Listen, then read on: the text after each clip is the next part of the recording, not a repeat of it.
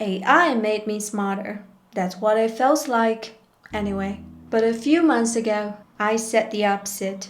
I argued that AI was penetrating our noosphere. I meant it as a warning about cognitive outsourcing, about leverage disappearing.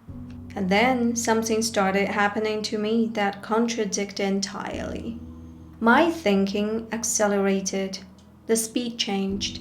The dimensionality deepened. The connections between ideas used to feel unrelated suddenly became obvious, which created a new problem. How do I hold both truths at once?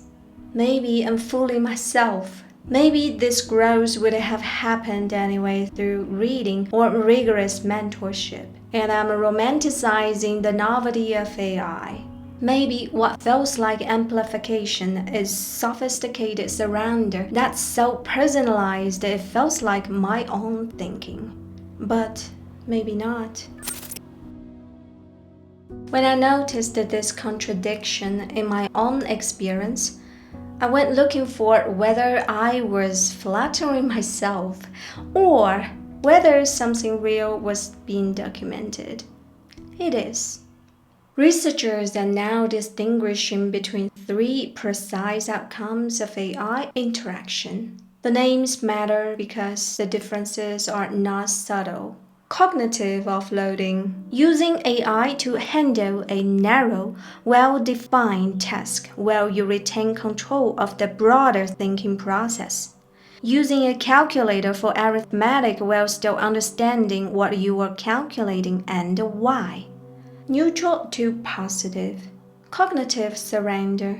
Adopting AI output as your own answer with minimal scrutiny, not delegating a subtask, exceeding the problem entirely. A 2026 paper by Sean and Nave coined this term specifically because outsourcing wasn't precise enough, because surrender is categorically different. You're not handling off a piece of the problem.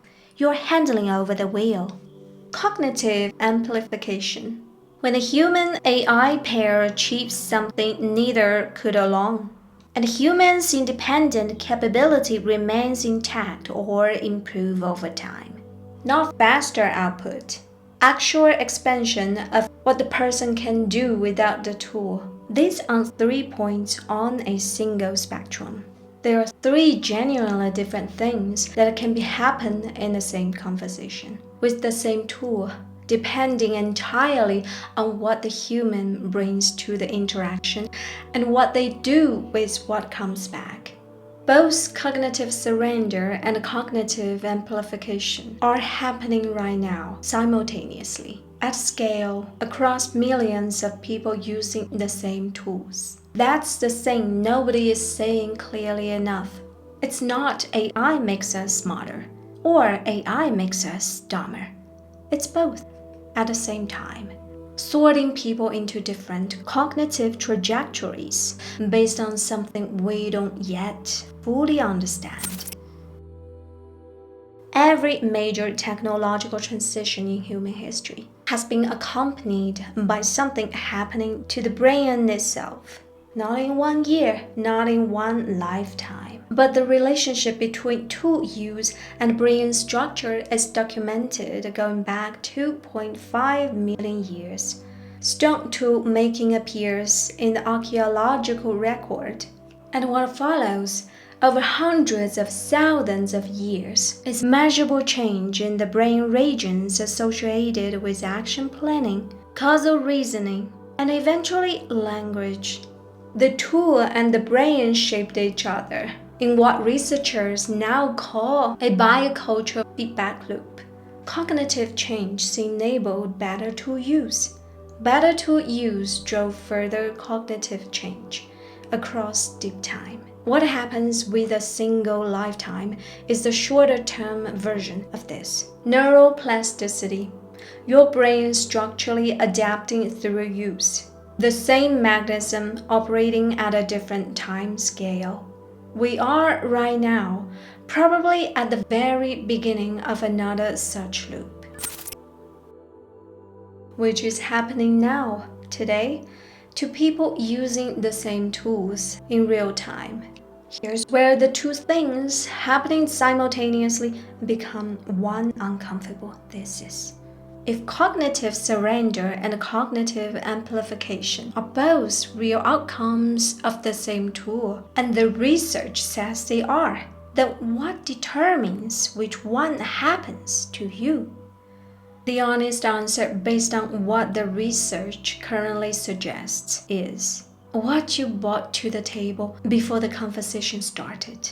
Prior accumulation matters. The cognitive baseline you arrived with matters. The habit of scrutiny, of actual evaluation of what comes back, rather than accepting it, matters enormously. A 2026 study found that AI assistants reduced persistence and herding-dependent performance, specifically in people who adopted AI output without scrutiny. The people who questioned, pushed back, and used the output as a starting point rather than an ending point didn't show the same degradation. Which means the tool is neutral in a very specific and somewhat cruel way.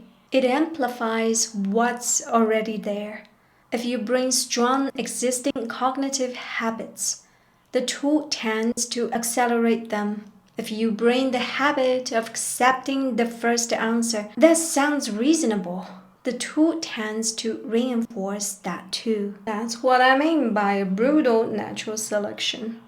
Not survival of the physically strongest, something quieter and harder to see. A divergence in cognitive trajectory, happening in real time, based partly on habits people formed long before AI existed, and partly on choices they're making right now about how to use a tool most of them don't fully understand yet. The people who are amplifying are getting further from the people who are surrendering each week. And the gap is widening, not closing, as the tools get more capable, because more capable tools make surrender easier, not harder. The path of least cognitive resistance gets smoother. The people who take it go further down it faster. I don't know which side of this I'm actually on. That's not false modesty. It's a genuine methodological problem. Cognitive amplification and a very sophisticated form of cognitive surrender that feels like growth from the inside. This might be indistinguishable to the person experiencing them. If the AI is doing more of the synthesis than I realize, and I'm pattern matching to its outputs more than I notice, then what I'm experiencing as expanded thinking might be a more comfortable and more personalized vision of the same surrender I described before. I can't rule that out.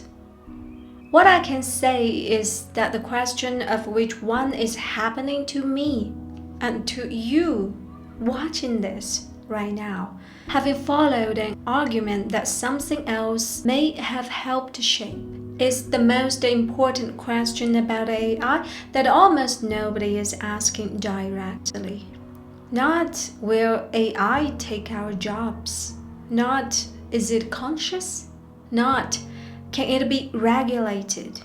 Whether it's amplifying us or replacing us from the inside, and whether we'd even be able to tell the difference.